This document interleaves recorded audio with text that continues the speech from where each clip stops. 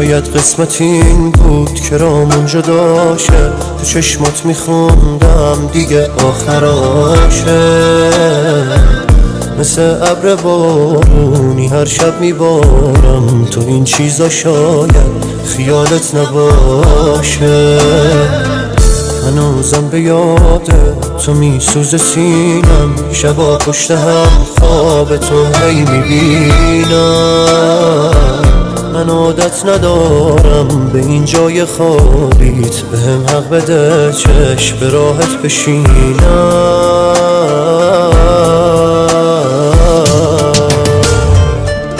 تو رفتی و این بار رسیدم به بام، از کجایی ببینی دارم میرم از دست، دارم میرم از دست.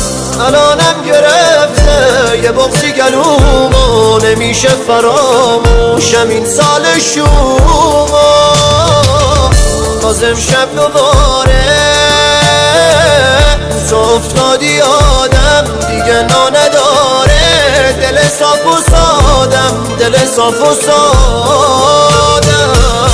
نمونده برا من دیگه حس و حالی، باید سر کنم با همین جای خالی.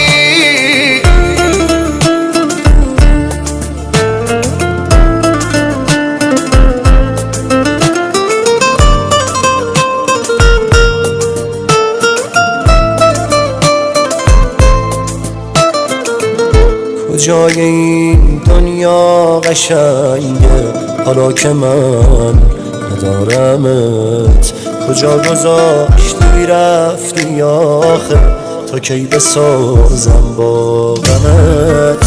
دیگه چشام اشکی نداره، نذاشتی واسم راه چاره، تو این شبای بی ستاره دلم گرفته، دلم گرفته.